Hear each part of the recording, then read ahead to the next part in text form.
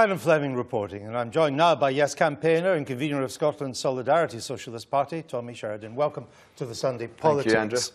A tax cut for big business, an economy dependent on big oil, the Queen as head of state, membership of the world's premier nuclear alliance of capitalist nations. Is that the socialist Scotland you're fighting for? Absolutely not, Andrew. That's the SNP's prospectus, and they're perfectly entitled to promote it. They won the election in 2007. They won it again in 2011, so they're entitled to put forward their vision of an independent Scotland. It's not mine, and it's not the majority of Scotland. I think yet we'll find that out in 2 years' time. But, Andrew, see you on Thursday. We're not voting for a political party. We're not voting for the SNP or Alex Salmond. We're voting for our freedom as a country. That's why people are going to vote yes on Thursday. But a lot of people, like yourself, are voting for that, what you call freedom, because you think it will be a more left-wing Scotland, or the chance of a more left-wing Scotland. Now, you've already got free prescriptions, no tuition fees, free care for the elderly, all that you have now. You might not in future have that if public spending is over-dependent on the price of oil, over which you have no control. We don't have to worry about one single resource. We've already got 20% of the fishing stock in Europe. We've already got 60% of oil, as you know. We've already got 25% of the wind, wave and solar generation. But oil would be 50% of your revenues. If you let me finish this point. 15%, I should say. 15, it's not 50%. We as an independent country have huge resources.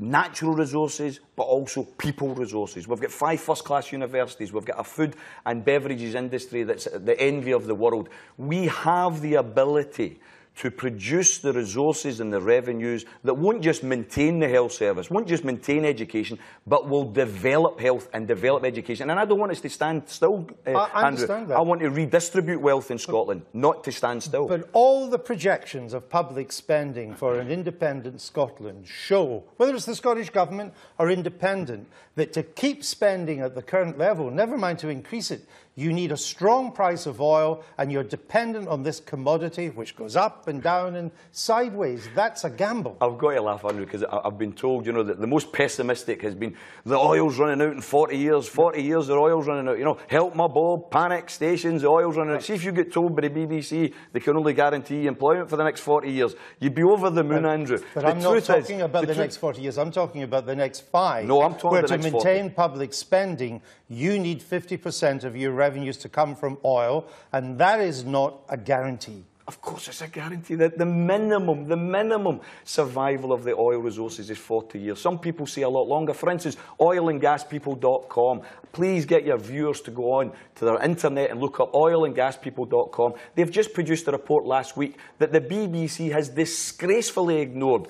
It suggests quite clearly, based on expert evidence, expert analysis, the west coast of Scotland, not the North Sea, the west coast has 100 years of oil there to be extracted. Why has it not been extracted? Because in 1981, Mr Michael Heseltine, Defence Minister, says we can't extract that oil because we've got Trident nuclear missiles going up and down there. Well, here's the solution. Let's get rid of Trident and let's extract the oil. Scotland is potentially one of the richest countries in the planet, and we're going to redistribute that wealth for ordinary working people, Andrew. You're a Trotskyite.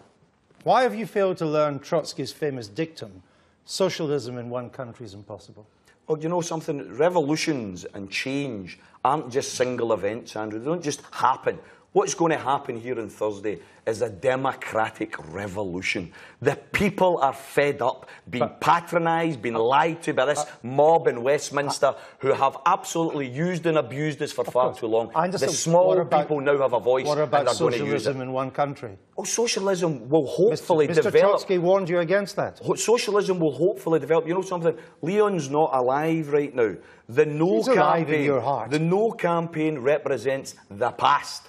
The Yes campaign represents the future, Andrew. That's the truth of the matter. What we're going to do in an independent Scotland is we're going to tackle poverty and inequality and the scourge of low pay. I'm not accepting the certainty, and it is a certainty. If we vote no on Thursday, there will be more low pay on Friday, more poverty on Friday, more food banks on Friday. Why? I'm not going to be listening, lectured by these big banks. Oh, you vote yes, we're going to leave the country. The big banks that got us into the mess. The only banks that will be closing in an independent Scotland are the food banks. That's the ones that will be closing, Andrew. If you ever got your way, not just for independence, but for the type of Scotland that you would like to see, much more tax on the affluent, state control of business, nationalisation of the banks. I mean, the roads to Carlisle and Berwick will be clogged with people fleeing the country.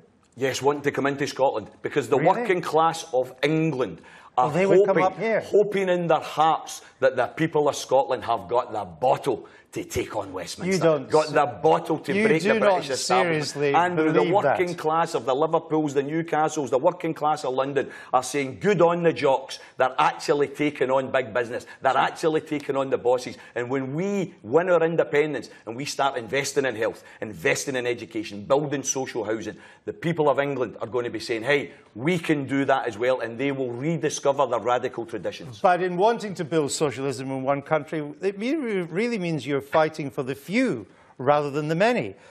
You're bailing out of the socialist battle for Britain because you think it's going to be easier to try and make it work here. Andrew, think globally, act locally. We're going to build socialism in Scotland, but I want socialism across the world. I want my brothers and sisters in England and Wales to be encouraged by what we do so that they can reject the Westminster consensus as well. We had the Three Stooges coming up there for London. 3 millionaires all united in one thing, austerity. Doesn't matter whether Miliband wins the next election. He's already said he will stick to the Tory spending cuts. Why vote for Miliband? You wouldn't trust him to run a bath, never mind run a country, for goodness sakes. Let's just see whether any of this is realistic, though, in this great socialist vision for Scotland that you have. At the last Scottish election, your old Socialist Party got 8,000 votes.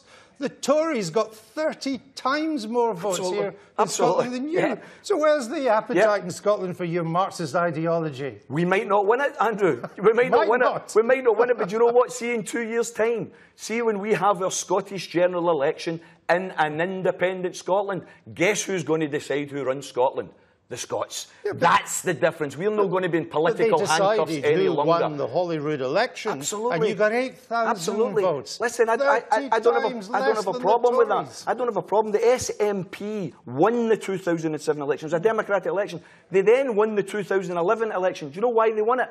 Because they picked up the clothes that the Labour Party has thrown away. They picked up the clothes of social democracy, of protecting the health service, free prescriptions. Of course they have. Of course they have. Not your left. Well, maybe not. Yeah, maybe not. But there are people within the SNP who believe in public ownership. There are people in the SNP who believe the NHS should be written into our constitutions, never for sale. There's people in the SNP who believe the Royal Mail should be returned to public ownership. That's all there. That's in black and white. Do you agree with George Galloway that this is potentially a crisis for Scottish Labour? Oh, listen, Scottish Labour's finished, for goodness sakes. They're absolutely finished. George is absolutely right in that. Scottish Labour is finished. The irony of ironies is Labour in Scotland has more chance of recovery in an independent Scotland than they have of a no vote, because Labour in Scotland, in an independent country, are going to have to rediscover the traditions of Keir Hardie, the conditions of Jimmy, the ideas of Jimmy Maxim, because at the end of the day, right now, they are to the right of the SNP as a political party. But you see, I understand your socialist vision. I understand that. It's where the appetite is. And you look at the people who want independence in Scotland. I mean, one of your comrades on the yes side is Brian Souter. A man who fought against the repeal fought against homosexual rights in Scotland. Another of your allies would seem to be Rupert Murdoch, the man who engineered your downfall. I couldn't care less than you said engineered my downfall. I'm still here. No, I understand. His paper's closed, so let's be careful with that one. But the point is, whether Rupert Murdoch, Brian Souter or any other millionaire wants to support independence, I couldn't care less. This voting Thursday is not about the millionaires. It's about the millions, and it's about the millions saying here in Scotland, we are not going to be used and abused any longer. We are voting for our independence. Would you rather not have their support? Listen, I couldn't care less whether the support's there. You know who's supporting the union. You know it's the millionaires, it's the big business, it's the big banks, it's the Orange Order, it's the BNP, it's the UKIP. They're the ones that are supporting it.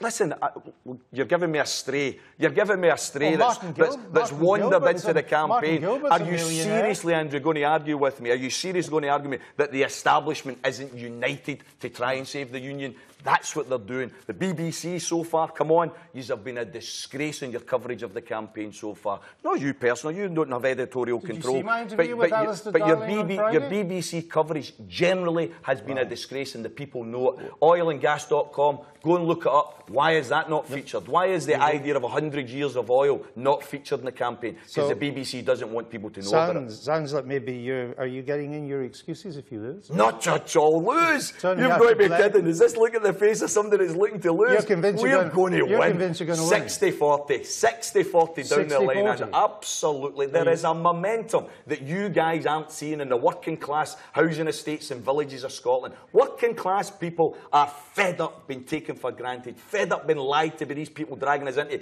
illegal wars, tax cuts for the millionaires, bedroom tax for the poor. They are going to use their power. They very, very rarely get any power. They've got power on Thursday, and they're going to use it, and they're going to vote for freedom. Are you happy the way the BBC's treated you today? So far, yes. I'm still not been offered a wee coffee right enough, but maybe that'll happen. Well, that's obviously an example of our bias. Tommy Sheridan, thank you for now, but again, we're going to speak to you later along.